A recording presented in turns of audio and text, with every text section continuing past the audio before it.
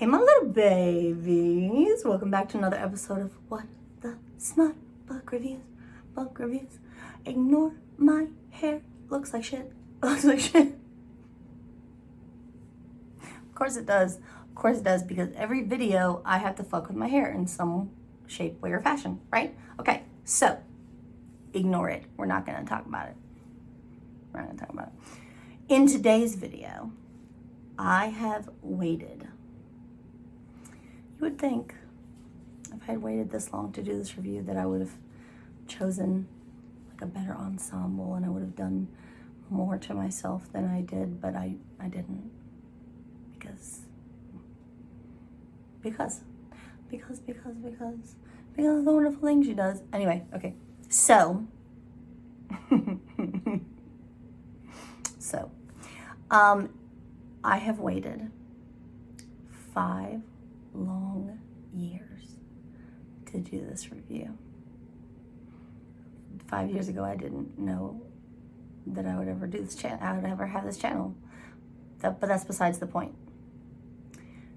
I waited 5 years to read this book, and so subsequently 5 years to review this book.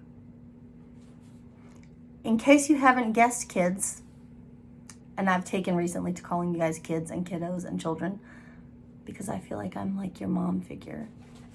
And maybe that's because of my age. I'm 37. So, in case you haven't guessed, kiddos, in today's review, we're going to be talking about none other than Munro by Kresley Cole.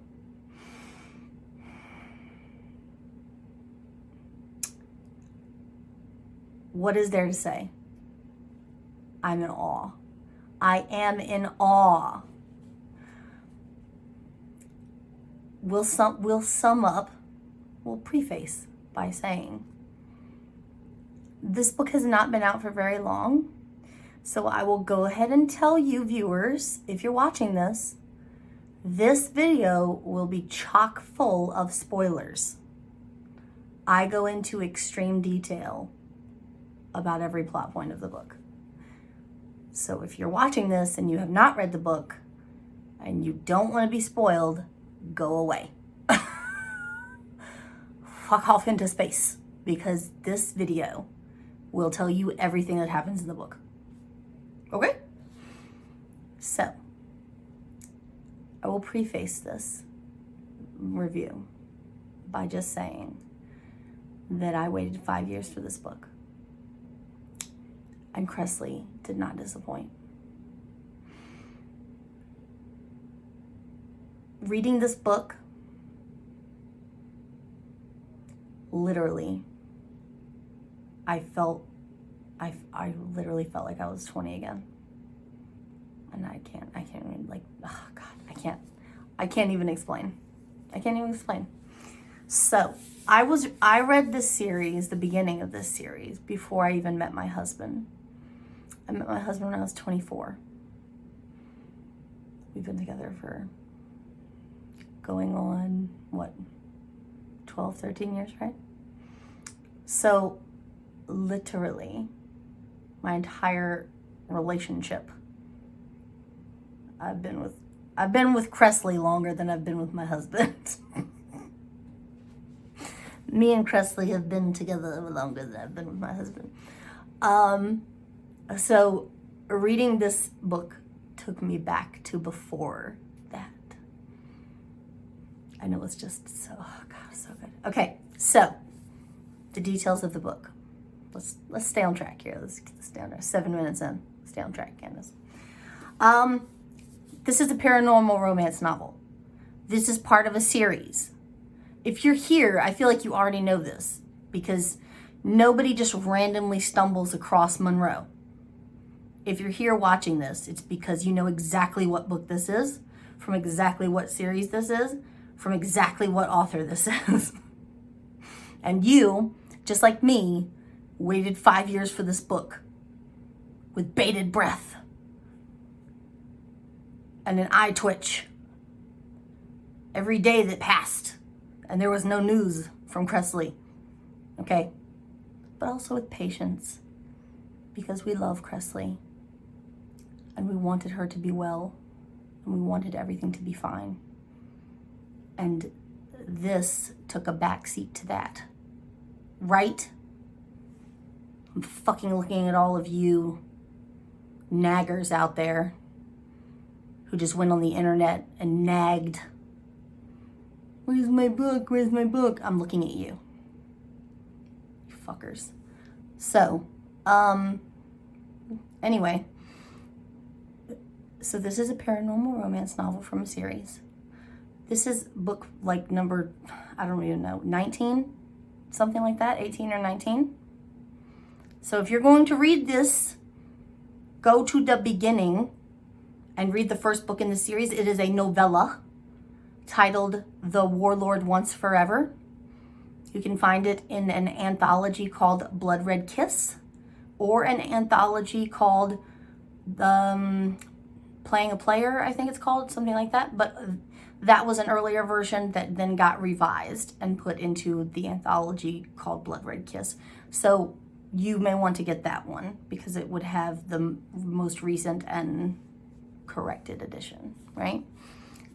If you're looking for the Kindle version, you can get just that alone by itself, the Kresley book, The Warlord Wants Forever. You can get for your Kindle, just that alone, okay? For this book, you can get for your Kindle or Nook for the price of $8.99. If you want the trade paperback that I'm holding right now, and yes, it is a trade paperback, it is not a mass market paperback, because Kresley is now 100% self-published. If you look at the back of the book, and on the spine too, it says Valkyrie Press. That's Kresley's publishing company. She created that, and I fucking love that. Valkyrie Press, I love that. Kresley publishes her own books now, and I'm 100% for that. Because Simon & Schuster, okay? If you want this trade paperback, you can get it right now for $18.99 on Amazon. Okay? And I stand behind that price because you get that, like, that suede cover. Oh, God, I fucking love those covers. God. I can talk about those covers for days, but I won't. But I could, but I won't. Okay.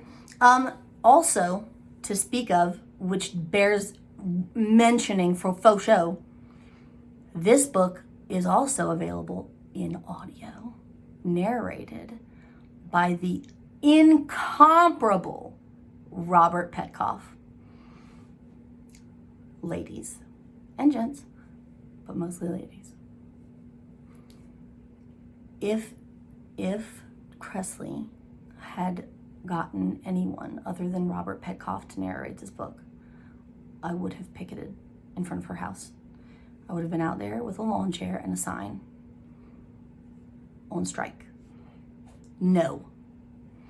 I would rather have no audio whatsoever than to have anyone besides Robert Petkoff. The fact that she got Robert to do the audio for this book made me so happy. I would pay $1,000 for the audio if it meant Robert was narrating the audio. Robert Petkoff narrated the audio for all of the books in this series, and he is one of the best audiobook narrators I have ever had the joy of listening to. I cannot rave about him enough. Voices, both male and female. Accents, notes, pitch. He's amazing. I cannot think of a better narrator to have done this series at all. So, this book is also available in audio by Robert Petkoff. Go do that. If you would prefer audio, I highly recommend the audio for this book. Now I'm going to set the book down for a second. No, I'm not. I'm going to pick it back up because I got to read the blurb on the back. Candace, you dummy. Now, I do this in every video, and Kresley's not going to be any different. I'm going to do it for hers too. Every video I check the page number that Amazon has listed versus the page number that I got. And in this one, Amazon, you promised me 400 pages. How many pages did we get?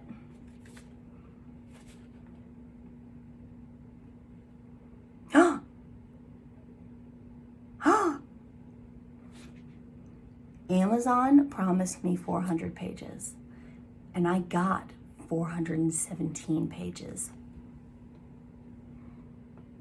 I got more pages than what they promised me. The apocalypse is here. The end is nigh, people. The end is nigh.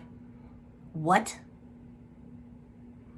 That never happens. There's always less pages than what Amazon promised me. Something's going on here. I'm being punked. Something's okay. So we're gonna read the blurb, and then we're gonna break it down. And this is gonna be a long video, and I'm gonna warn you that, because anytime we do a video for a book that I'm in love with, I'm in love with you, Kresley. Anytime we do that, my videos are very spazzy and chaotic. And so that's what you're gonna get. Sorry, not sorry, but that's what you're gonna get. Okay, so let's read the blurb, and then we'll try and break it down somewhat cohesively. Okay, let's see. All right. So you know Kresley does those little like the little tagline things, like the in bold, you know what I'm saying? Tormented in unimaginable ways. I like it already. Coming off torture at the hands of his warlock captors, Munro McGreeve never expected to find his mate or to lose her just as abruptly. Driven to desperation, the ruthless warrior uses his enemy's own powers to reunite with her in the distant past. Next paragraph. Stolen from her time. When a crazed werewolf crashes her wedding, Kieran Wren Codrina does what any cunning huntress would do. She captures him. Yet she finds herself softening towards the wounded beast until he turns the tables and forces her into an incomprehensible future.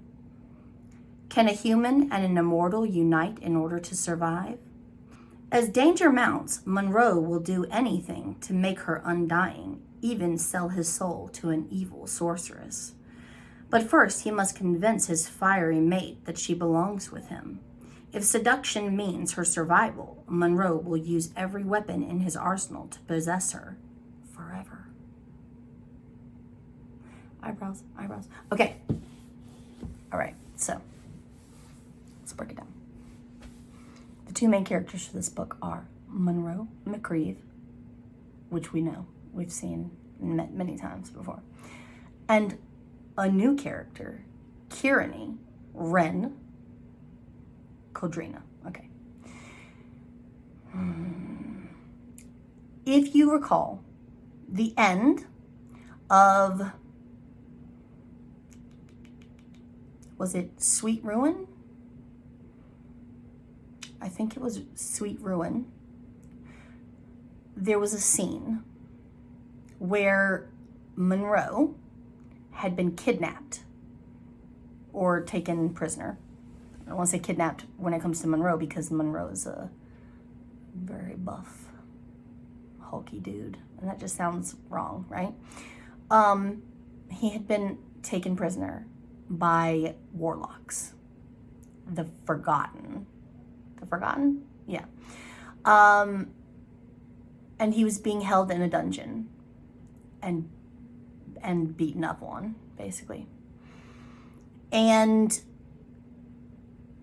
they had used time travel to locate his fated mate, who was not in present day. They had gotten her from another time period. but she was dying from a curse, a hex they had put on her that basically turns her blood to stone in her veins. The only way to save her was to try to turn her into a Lycae.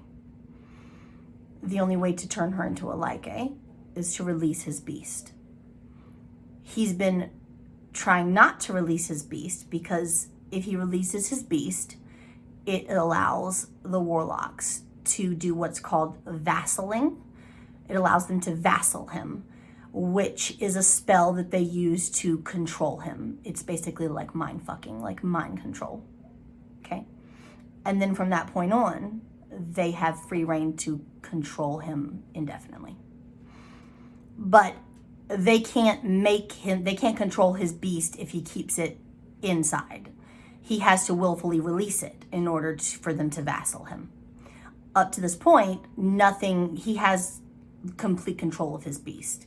From years and years and years and years of dealing with his twin, Will, his twin Will, McReeve, and his unstable beast, Munro has basically tamed his to the point that nothing can make his beast come out if he doesn't want it to come out. So the warlocks are kind of pissed off about that. They're very annoyed. They're like, why won't you just let it out? And he's basically like, fuck off.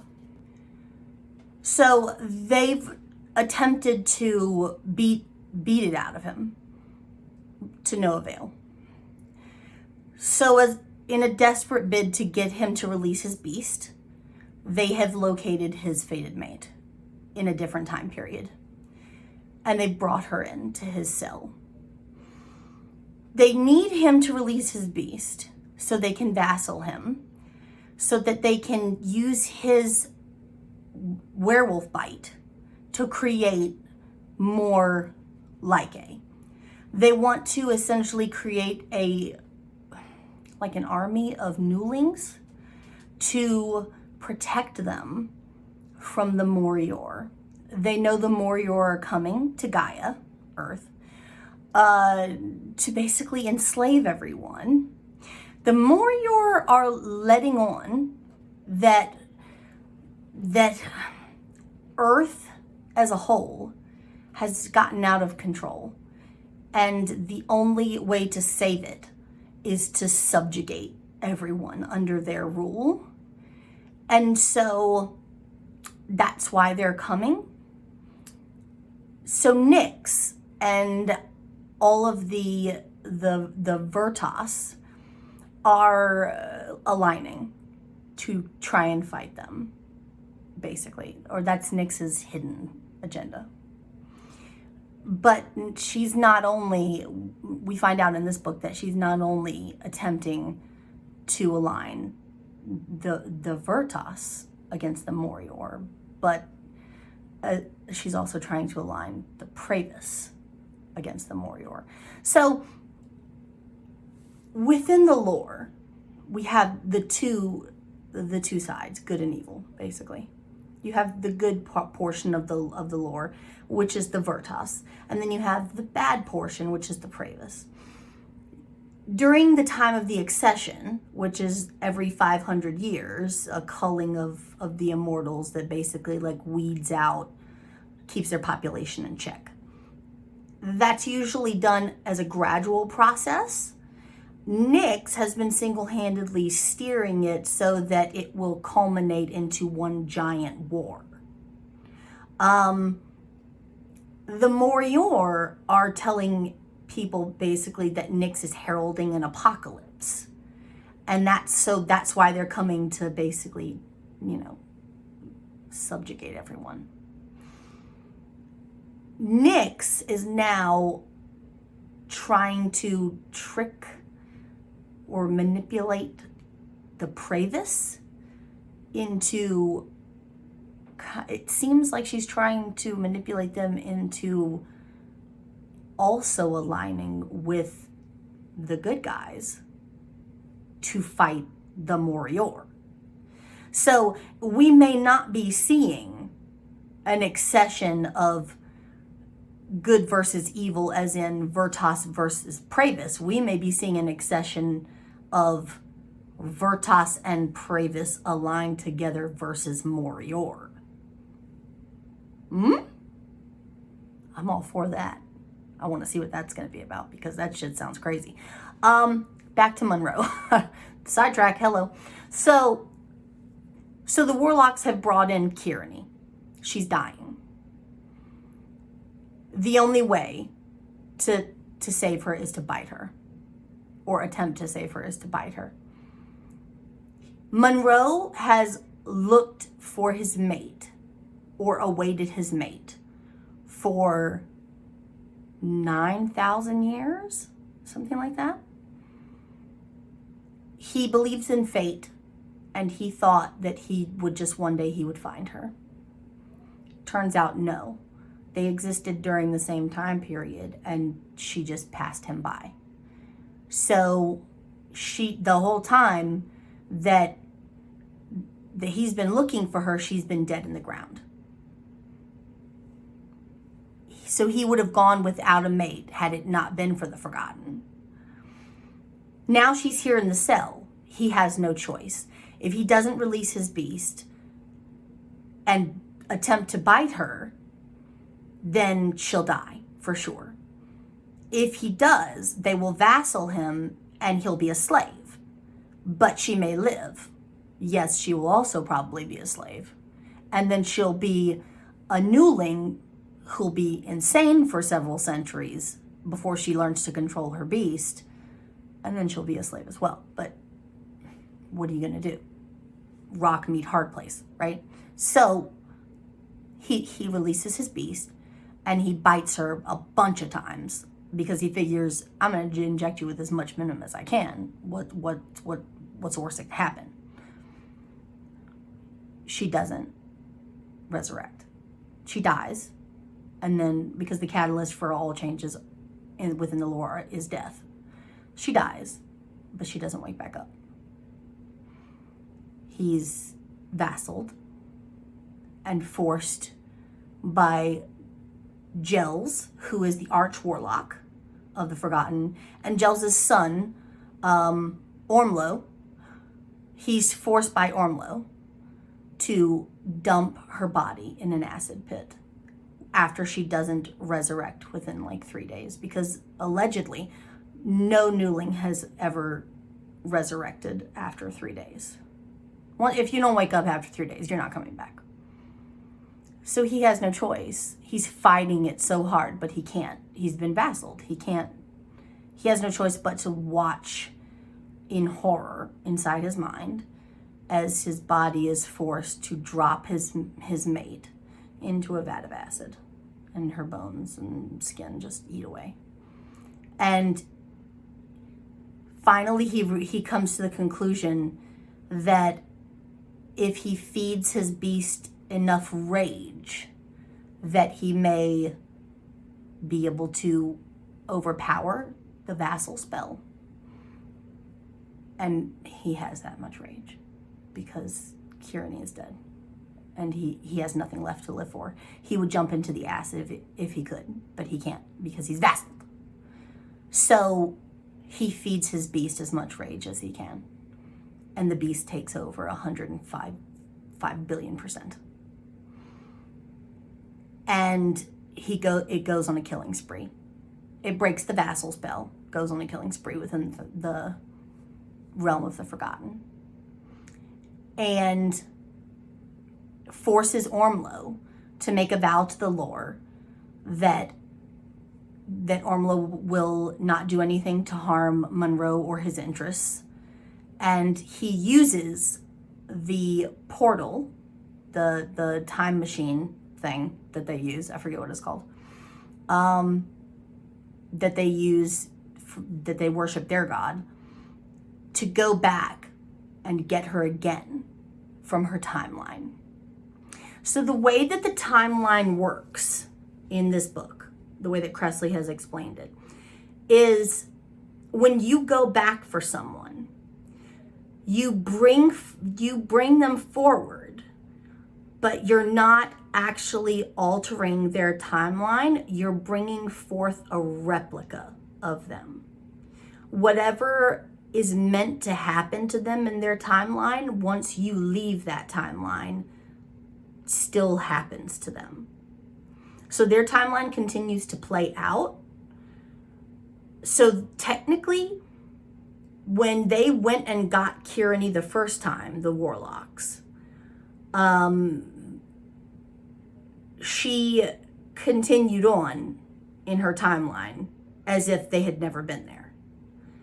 So now Munro is going back again, and he's going to take her from that same time period and take her and bring her forward again.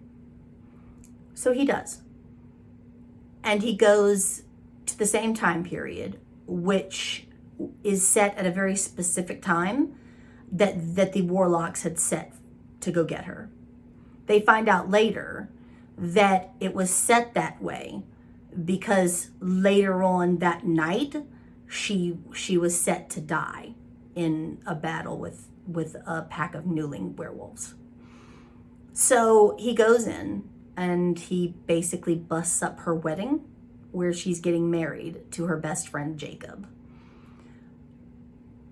Kieran Wren is not Wren is not your typical female. Wren is Transylvanian, Romanian, right? Wren is the leader of what's known as the Circus of Hunters. And it's essentially a band of fighters that fight unnatural creatures, such as Munro. They're currently stationed at the edge of a forest. In between the forest and a village of innocent people that kind of, to be honest, take them for granted. And if it was up to me, I would let them just get eaten because they don't appreciate them to begin with, but that's just me. So Kieran hunts monsters for a living. Both of her parents were killed. Well, not technically killed. Both of her parents were attacked by ghouls.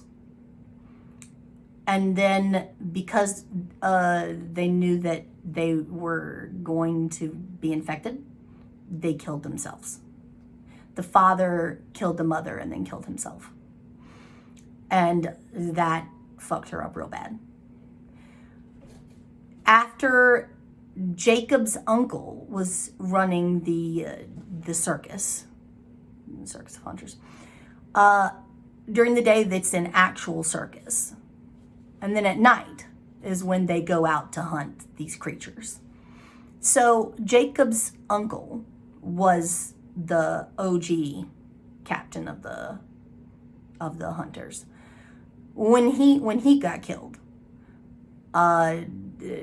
everybody was like, "Oh, Jacob will take up the mantle." No, Jacob didn't want it. He deferred to Wren because Wren was, by that time, had trained in every position and learned everything that she needed to learn to be the best at everything. She's called the Blade Huntress because she's extremely proficient with a knife. Like, she never misses a target type proficient. So Munro has just crashed her wedding to Jacob. Her and Jacob are best friends, and they've taken like the natural path of getting married, even though there's really no spark there. You know what I mean? So Munro crashes the wedding in kind of like a semi-berserker type way. He's hulking. Only one of a person can exist in a timeline for a certain period of time. So when he goes back to get her, he has to get her and get her out of there quickly before he starts to fade, because he's already there somewhere else in the world in that timeline. He's there. He's just not there. He's off gallivanting, probably doing something debauched, like somewhere else. So if he doesn't make it back to the portal within a certain period of time, he will disappear. Like, he'll start to fade out. So he snatches her and tries to make it back to the portal. She fights him every step of the way, obviously. She stabs him with her, like, she has like a magic blade that's like paralyzes immortals. But she doesn't take his head off for some reason. She feels like an affinity towards him, and so she doesn't decapitate him. He comes to. He snatches her again. He tries to make it to the portal. He hears the newlings in the forest. They think that they know the newlings are coming, that there's a new pack of newlings, what they think are 11, which is actually more like 30, coming for the villagers. They plan on fighting them, but they have ammo and stuff coming the next night.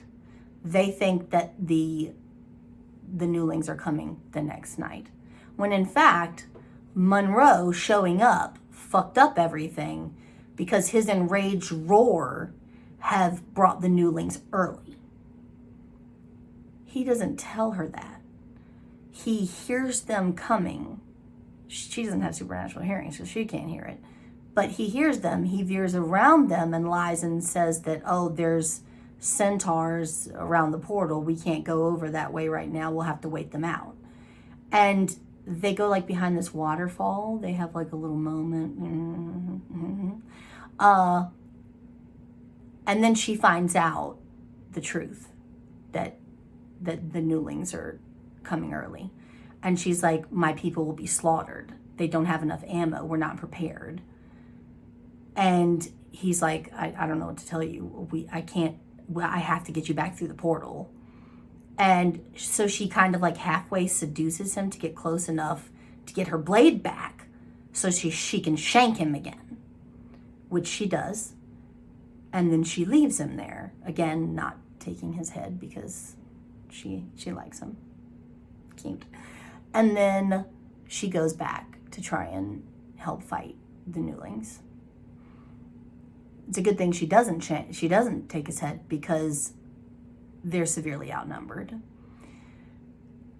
He shows up and she pleads with him, please help us, help me save my people, help me, all of my friends, Jacob, everybody is going to die.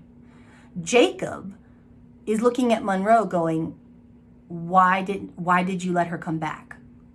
He loves her, but it's like a brotherly type love. It's not like a I'm in love with you type love. So he's like saying, I know we're all going to die, but you had a chance to get Ren out of here. Why did you let her come back? So he's pissed at Munro. He's like, take her. Go now and take her. Take her to the portal. Ren's like, fuck that. No, I'm not leaving. So she pleads with Munro to please, as a wedding gift, I will go with you and be your mate if you help save my family, my people here. Which he does. And they win the battle with the newlings. She goes with him to the future through the portal. They make it through the portal. He tells Ormlo to make a portal into New Orleans, present day, which he does. And he tells Ren to run, which she does. he then destroys the gateway to the past that the Forgotten used to get through, which is fucks them up big time. So now there's no way for her to ever get back to her own timeline if she wanted to go back. Gels comes in. He's fighting with Gels. Ormlo, because Ormlo is bound by the lore, his vow to the lore to protect Munro, gets in the way and gets killed by Gels, who's his own father. Gels vows his revenge. I'm going to get you for the... Okay, and Munro jumps in the portal into New Orleans. Okay. He tracks down Ren. They go into Loa's shop. Munro spends the majority of the book looking for a way to make her immortal. He has massive paranoia about her mortality. A lot of it stems from him having an adopted mortal son many eons ago, however many thousands of years ago. There was a baby that some nefarious creature had left in the woods near their ancestral home that he found. And he tried to find families to raise it, and none of the families worked out. And he ended up taking in the child and raising it as his own. And it got to a point where the boy, Thomas, had several close calls with other Like kids, and he almost got killed. And it was very apparent that he would not survive very long with the rest of the clan. So it was basically you have to be turned or you have to leave type situation. And Prince Heath, who was Lachlan and Gareth's brother, who allegedly died, we haven't heard, there's been nothing from him. He died even before Lachlan's book. So apparently Heath volunteered to bite Thomas and turn him. Munro wouldn't hear about it. He was like, no. So Thomas left. And many years, he lived a very full life. He got married, he had kids. But for Munro, it felt like the blink of an eye. And Thomas was dying. And he was on his deathbed. Very old, very frail. And Munro came to visit him and to basically hold his hand as he died. And that broke him. And so now he can't deal with the idea of Ren being human. He has to find a way to make her immortal. He doesn't have to necessarily make her a Like, because he knows if he bites her, there's a very small chance that she'll revive. There's a very low chance within the lore of a female Like turning. So he's looking for another mystical way to change her into something. It doesn't have to be Like, it could be anything, really. He just wants her immortal, not human. So he goes to Loa's and he's asking Loa, what do you know of? What can we use? And she brings up the ring of Sums, Dorada's ring. She says the last person who's seen or heard from Dorada was Lothair. Lothair's now ruling in Dacia, so you're going to have to get in contact with him. I will let him know you're looking for him. I'll go put somebody in touch with him. And in the meantime, you can get in I'll put you in contact with DeShazer, who's now started his own demon Uber business where he will take you wherever you need to go. And he's going to take you to the Forbidden Forest where the circus used to be, but in present time, where there's now like a nymph hotel where you can stay in hiding from the warlocks that are now after you and bent on revenge, until we can get more information on what happened to the rest of Ren's people after you stole her from the timeline. And see what we can find out about Lothair and the ring. Ren does not want to be changed. Her stance throughout the entire book goes from I don't want to be an immortal, period. It goes from that to I wouldn't mind being an immortal and being with you if it was my decision. But you're taking the decision out of my hands and you're not letting it be my choice. And that's what I have a problem with. And he just can't seem to see that. His whole thing is it has to be done. It has to be done. There's no way around it. It has to be done. And she's like, you're taking my free will. Stop, no. And he just can't. He's too blinded by his anxiety to see that. So, they're at the nymph hotel. And there's like bounty hunters now after them because the warlocks have put a bounty out on them. So they're running from that as well.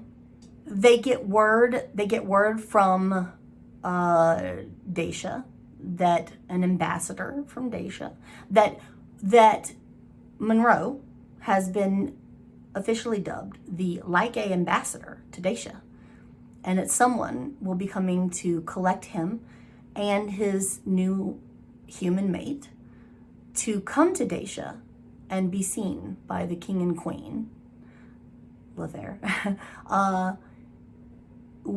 soon, some arbitrary time, soon. And yeah, so they should just sit tight. The person turns out to be Stelian, who comes and gets them and takes them to Dacia. In the meantime, they're running from the bounty hunters, and they're basically traipsing around, following the mist, because Munro can sense the mist of Dacia and knows that they're close to Dacia, that it's somewhere around there, and he's very close to finding it when Stelian finds them. Takes them to Dacia, where they meet with Lothair and Ellie. Prior to them getting into Dacia, Munro calls Lachlan to give him an update on everything. Lachlan basically tells him, listen, I have a mission for you.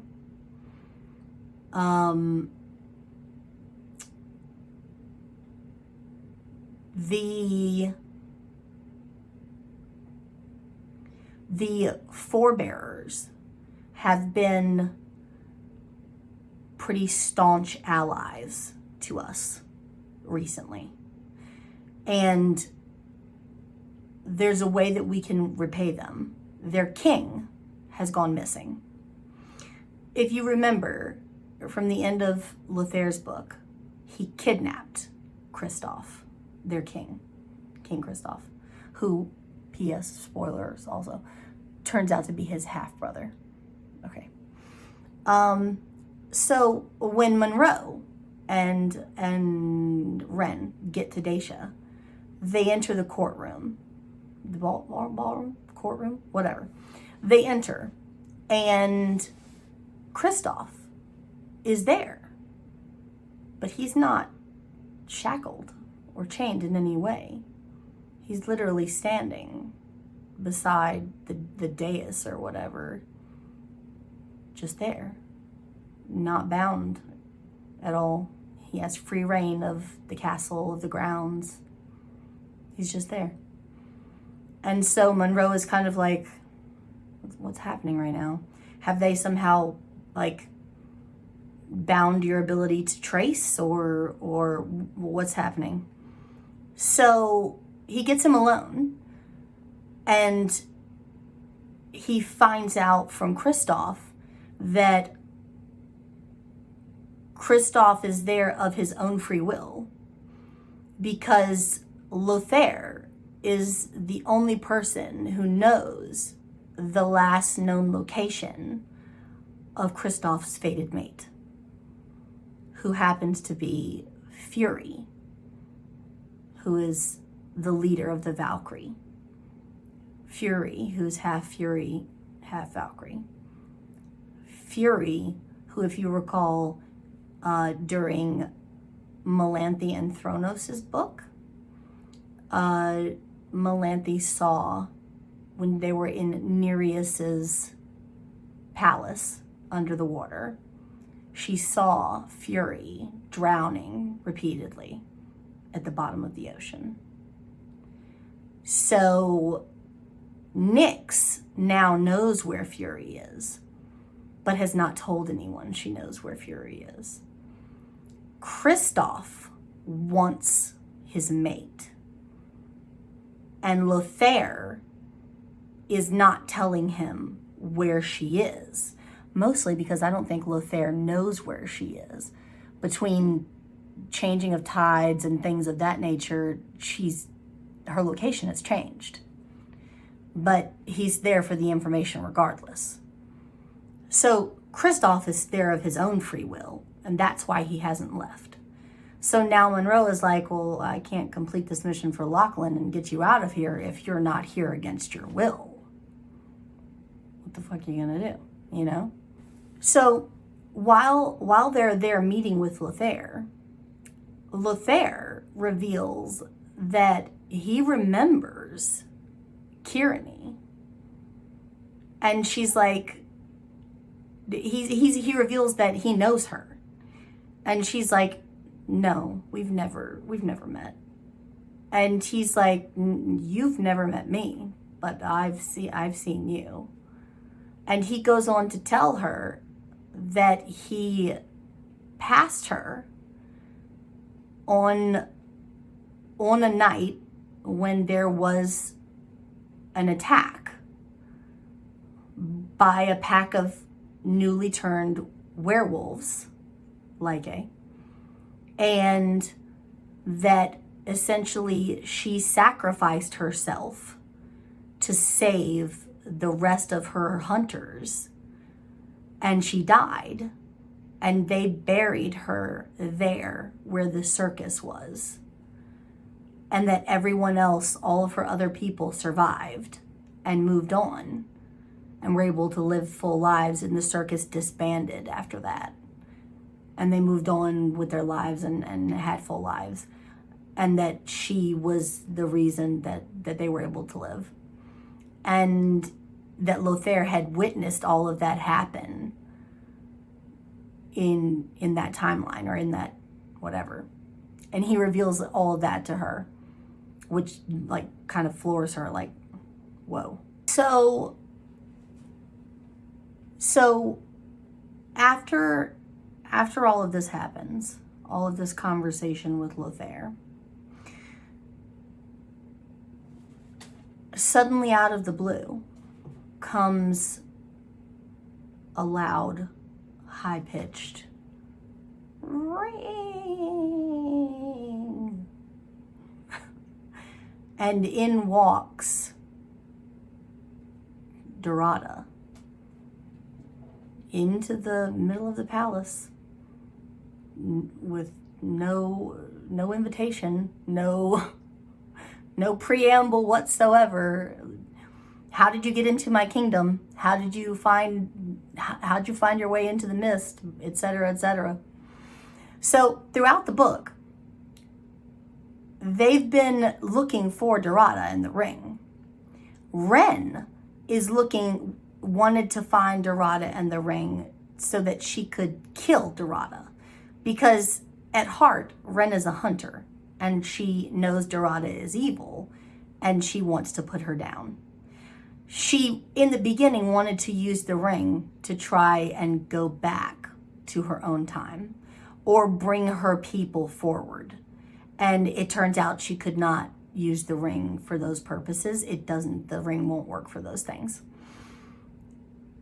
Munro has been looking for the ring, obviously, to make Kyrene immortal. So now, here's Dorada. Perfect timing. She walks in, and she has the ring. She has the ledger that she got from Lothair, that has all of the debts that immortals have signed over, that she's accumulating, these open-ended, I'll come to you at some point in the future and ask you for some unknown thing, maybe your firstborn child, maybe something, who knows. And she says, I'll give you the ring for one night. You sign my book. Lothair's pissed. He's like, how'd you get in my castle? And she says, the ring, I'm called, I was pulled here by him. And she points to Munro. His yearning for the ring pulled me here. He wants it badly enough. So here I am. And he signs the book. Before he can take the ring from her and make his wish, Kyrene pleads with him and talks him out of it. We'll find another way. I don't want to do this. She's evil. Something's going to go wrong. It's going to fuck us up. Please don't do this. And he trusts her enough that he gives the ring back and refuses to make the wish. Dorada is pissed, and a full-blown fight starts happening. She sicks her Wendigos on them, and a brawl kicks off. Munro and Ren both end up getting scratched by Wendigos. Ren has the ingenious idea of using her blade to coat in Wendigo blood, and she aims it at Dorada's heart. It stabs her in the heart, which paralyzes her long enough for the Wendigo blood to get into her system, and within 3 days, she'll become a Wendigo herself. However, now, both Munro and Ren are scratched, and they themselves will turn into Wendigos in 3 days. Dorada and the Wendigos vanish. Lothair comes up and says, I happen to have a cure. I happen to know that my hag over here, Bailery, his hag, his all-seeing eye type person, happens to know that table salt will cure a Wendigo bite. You won't turn into a Wendigo. However, it only works on immortals. So it will cure the Wendigo bite or the Wendigo scratch for Munro, but not for Kyrene. So the only way to save Kyrene, to keep her from dying, she's going to die regardless. The only way to bring her back after she dies is for Munro to bite her. And she basically tells Munro, bite me. It's my choice now. I want you to bite me. I want you to bring me back. And he's like, it doesn't work. It won't work. It never works on females. The rate of it working is very low. And she says, we don't have a choice. It's either this or nothing. Let's try it. What do we have to lose? Let's try it. So he does. He bites her one good time, and he takes her home to, where the fuck is it? Glenreel? His home. He waits. A day passes. Then 2. Then 3. Then 4. 5 days. 6 days. Will and Chloe show up. She doesn't wake up. And he becomes despondent and a zombie. And he starts making plans to go to the fires, the one place on Earth or in all the realms where there is a pit of fire that can kill even an immortal. And because he knows, like his father said, where your mate goes, you follow. And so he knows that if Ren is dead, he has nothing to live for. He will kill himself. So he tells Will, buy the plane ticket. I'm going. And he makes the plans.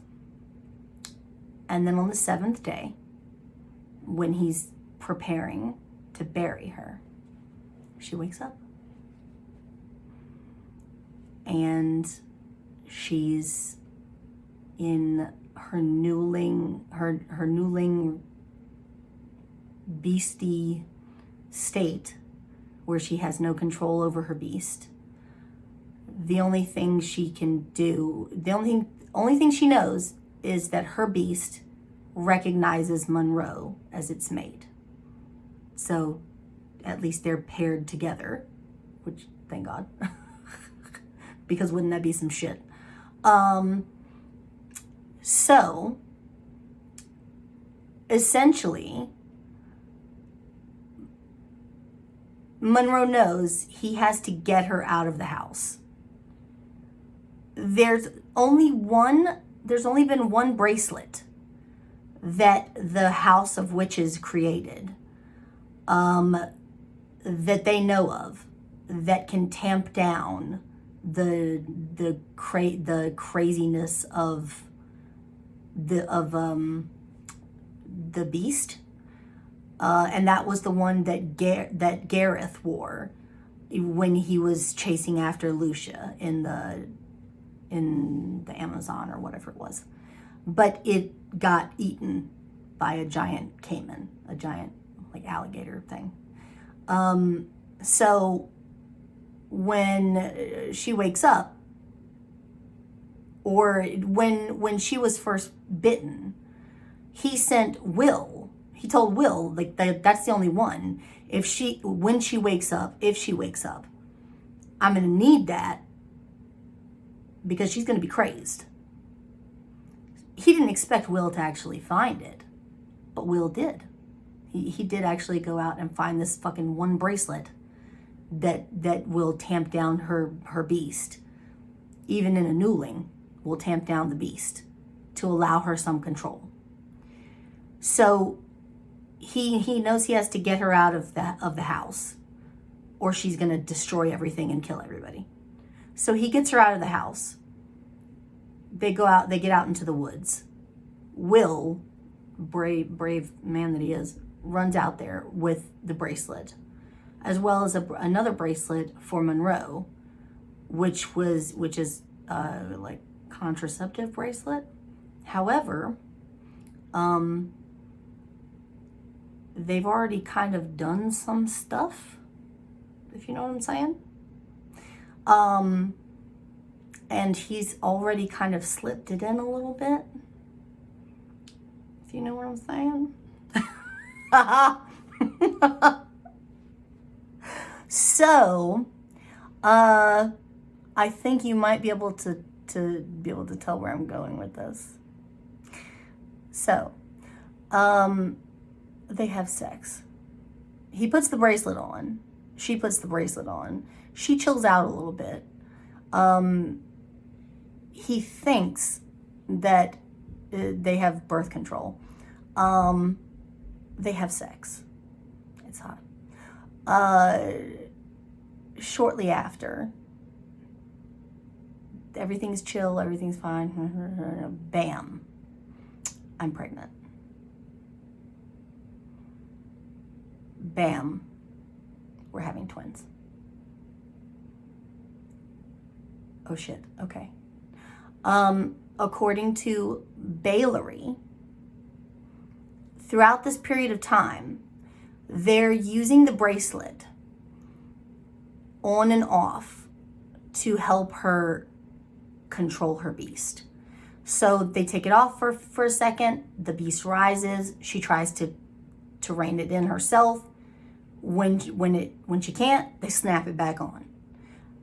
She's able to do it for longer periods of time. Each time, they're training her, basically, to control her beast. Okay, so now she's pregnant with twins. Bailery calls and says, we got a problem. I just rolled the bones. It's her tarot card thing type situation. Rolled the bones, and it says that the next time that she releases her beast fully, she'll either be able to conquer it 100% from there on out, or she will lose herself to the beast completely from there on out. And Ren herself will be lost forever. Oh shit, okay, cool.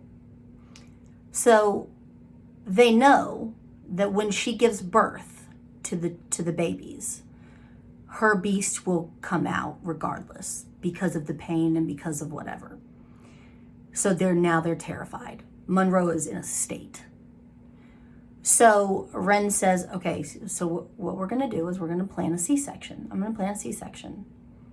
And if we can't get my beast tamped down by this date, by the time the babies come, we have a backup plan for this C-section on this date. And you just take the babies out. And then I don't ever have to go into labor. And we don't gotta worry about it. We circumvent the whole thing by doing that. Cool. Of course it doesn't work that way, you know.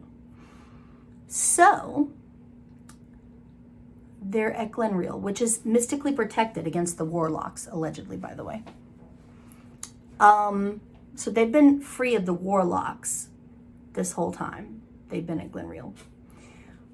Unfortunately, now, something's happening.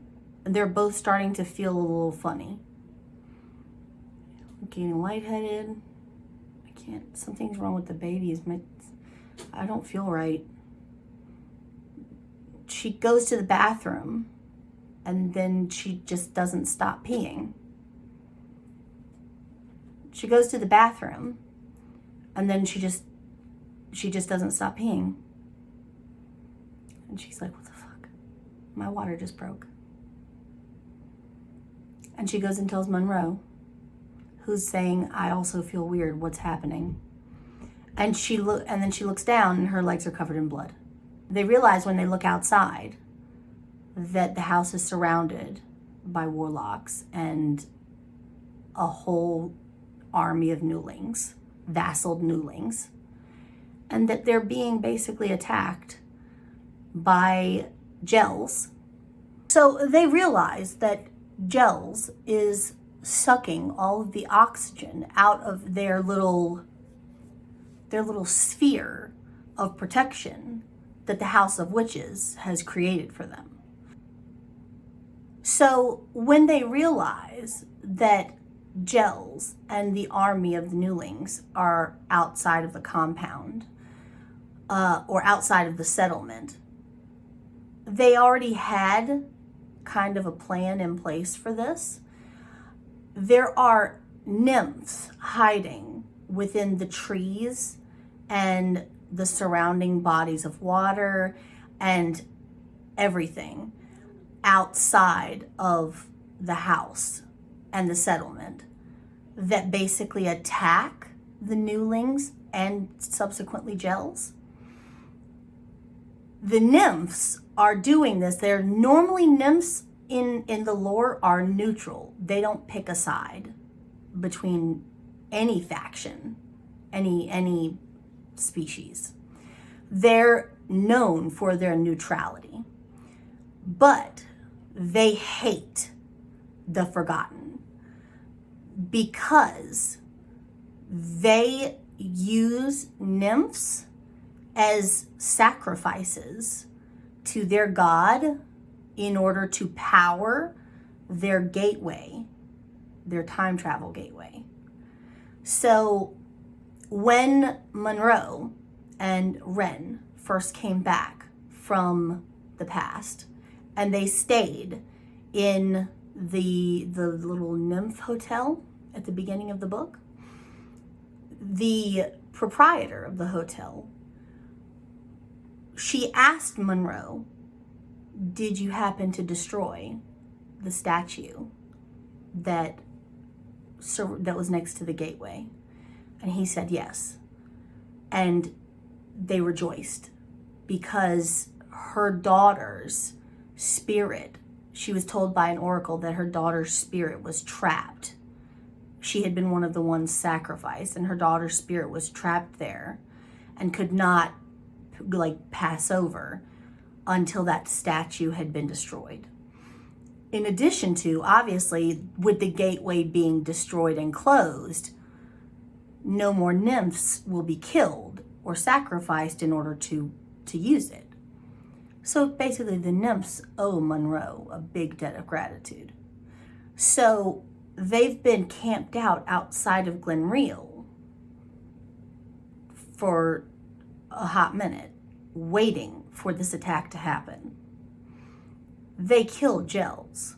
Gels dies.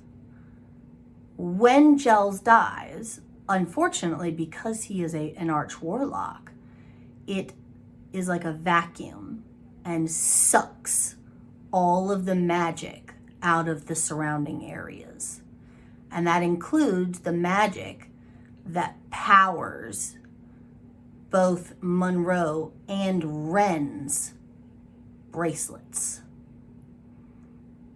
So now Ren has nothing to control her beast, which comes out full force.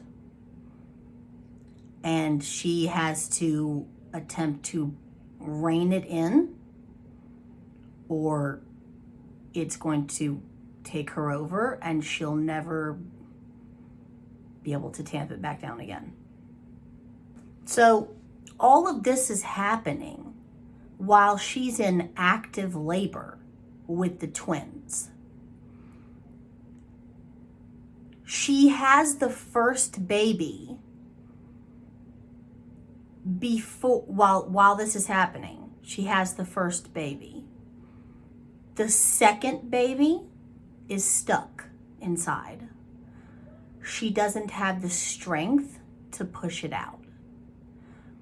The only way to get it out is to let her beast have full reign, so that she has that push of energy to be able to push the second child out. Munro is afraid. If you do that, you may lose yourself. She's like, we don't have a choice. If I don't, the baby will die. So she does. The baby comes out. The beast is released. The baby comes out, and she manages to tamp the beast back down, and then she passes out. because she's done for. She's like knocked out. She sleeps for a long time. And while she's asleep, she has like a dream that shows her meeting her beast, and then it like being at like the edge of a wooded area with another wolf and two smaller wolves, which obviously represent Munro's beast and their two children, which are both boys, by the way, twin boys. And instead of trying to alpha, like overpower, like out over alpha her beast, she uses the techniques that her father taught her as like a horse trainer, which are to be kind and cajole her beast into submission, basically make friends with it instead of trying to dominate it. And she does, and they come to an understanding. And then when the beast goes off with her family, Ren herself wakes up and she realizes that she's awake with Munro and the two babies. And that's it. The end. Also, there is like a little cutscene within the book where Nyx, that feisty minx, visits Portia and Emberine, if you remember those two baddies. They think that they're getting ready to execute her. What a joke. As if you could. Look at Floaty. Did you see that? And she tells them that she's there to recruit them. And they're like, what? And she's like, yeah, you're going to be my giant killers. And they're like, what the fuck are you talking about? You're too crazy for us to kill. It's not, it wouldn't even be fun anymore. Like, it's just sad now. And she's like, up to a certain point, Nyx is like very jokey and spacey and very like, and flighty, and she's constantly cracking wise and whatever, until she gets to a certain point, and then she goes very like serious. And then whatever comes out of her mouth after that will scare you into shitting your pants. And at that point, she basically tells them, I've seen both of your deaths. If you fight for me, you may both die. If you don't fight for me, one of you will most certainly die, and the other will live. And that scares them, because the lore as a whole does not know what type of relationship Portia and Emberine have. Their relationship is very weird. Like they make a comment that they believe that most people believe they're too evil to know what love is or to experience love. And so Nyx basically tells them that she has seen their deaths, and if they refuse to do what she says, that one of them will definitely die while the other has to live on without the other. But if they work with her, they may both live, or they will both definitely die together. So it's together, one way or the other, or it's for sure, one dead and the other alive and alone. And that is enough to terrify them. So she walks out of there like, my work here is done. I've recruited 2 more for my more your killing team. She's also recruiting mini witches. She goes to the House of Witches and lets on that she's going to be using the children, like Ruby, the small witches, the child witches that are supposedly extremely powerful in themselves and possibly more powerful than the grown witches. Like, what's gonna happen? We don't, there's so many unknowns that my brain is just like, what? So yeah, okay. All right, so for the rating for this book, I gave it a 10 because I fucking love everything Kresley writes. I just love it. Okay, so yeah, I think I got everything. I'm pretty sure. I don't know, dude. That's pretty much the entire premise of the book. If you're here because you've already read the book and you know what happens and you're just here for the entertainment. If you're here and you haven't read the book, I just spoiled everything for you and I apologize. I'm so sorry. I did warn you at the beginning I was going to do that though, so my bad. I hope you enjoyed this video.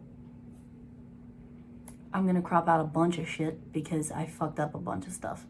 So I'm sorry about that too. If you did enjoy this video, if you like me and you like my channel, please consider subscribing. I would really appreciate it. If you do subscribe, make sure you hit the little bell so you get notifications when I upload a new video. I upload every Thursday. If you would like, you can follow me on social media. I do have a members only Facebook group, an Instagram, and a Twitter devoted to this channel. And yeah, I'll put a little banner on the screen here for you guys to see, and I'll put everything linked down in the description box below. And I think that's it. But yeah, I would highly recommend that you pick up this series. I wouldn't even recommend that you just read it. Just go buy the books. You will love them. I put my stamp of approval on this entire series. Stamp of approval. The whole series. In any format. Whole series. Go buy them. Audio, digital, hardcover, paperback. Buy them. All of them. All 18, 19 books. All of them. Spend your tax refund. Buy them. That's how much I stand behind these books. I love you guys so much. I really appreciate you sticking with me for a fucking hour and a half. I don't even know what I'm doing with my life anymore. I love you guys so much. I'll see you in my next video. Bye.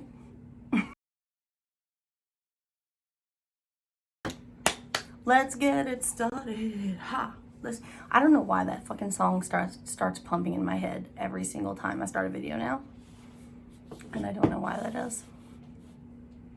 I don't know. All right. My hair looks like absolute trash. I don't know why. I can't. I give up. I don't even know why. But we're not here to talk about that. We're also not here to listen to you, rabbit, move around and do stuff. Okay. Now, we're here to do a review. Yes, we are. Let's just start because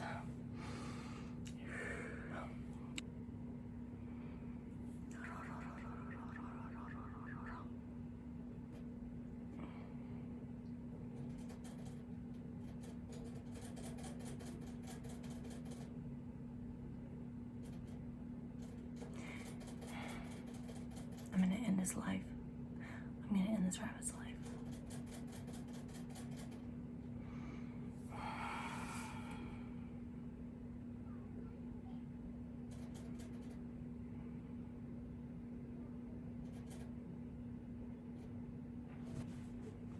Oh, is that all? Driven to desperation, the ruthless warrior lose.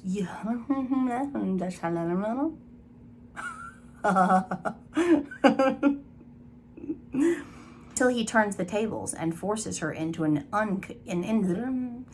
as anger mounts. As anger mounts. No, you read that completely wrong, Candace. That word is not anger. It's danger. Where did you get anger from? Stop pulling words out your ass. And here we go with the water again.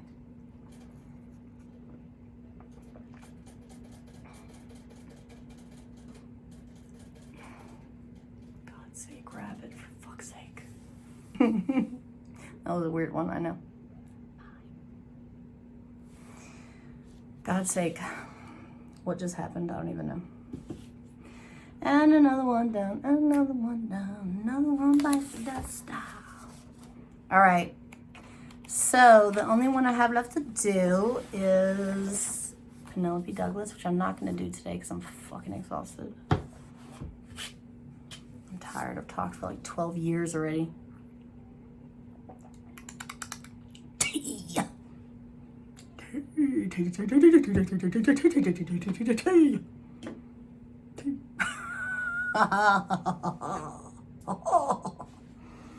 That's the laugh. Shake it. That's the laugh of a mad scientist. Floaties. That's the laugh of a mad scientist. A person who's gone criminally insane. That's me.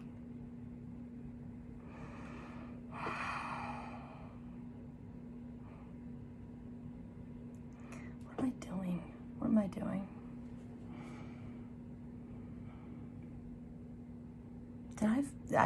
Did I fuck up any of the major plot points? Like, major? The last book that I reviewed, I know I did because I got like, I switched two scenes backwards. One happened before the other and I fucked that up. I get confused. My brain is trash and I just can't remember anything anymore. Is that like parent brain or is that just like my age? Is that like, am I just doing too much? I don't know. Real talk. Should I do some like just chit chat videos? Would anybody even watch those? What would I talk about? Would just be me sitting here like this. What's up, y'all? How y'all doing? How y'all doing?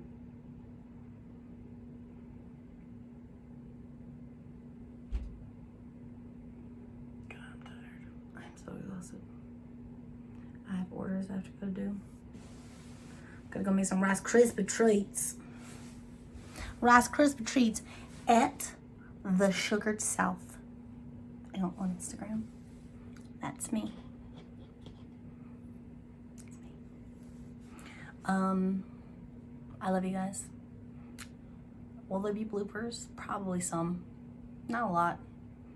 Maybe. I don't know. Maybe. We'll see. I love you guys so much. Just give me an hour and a half. I don't know. Whatever. I warned you in the beginning, though, didn't I? I said it was going to be super long. Because that's what happens when I really love a book. And I love this book. I love you so much, Kresley. You're literally my bottom bitch. I love you. I love you so much. You're the best. I'm so glad you're back. I love you. I love you too, guys. I love you so much. Bye.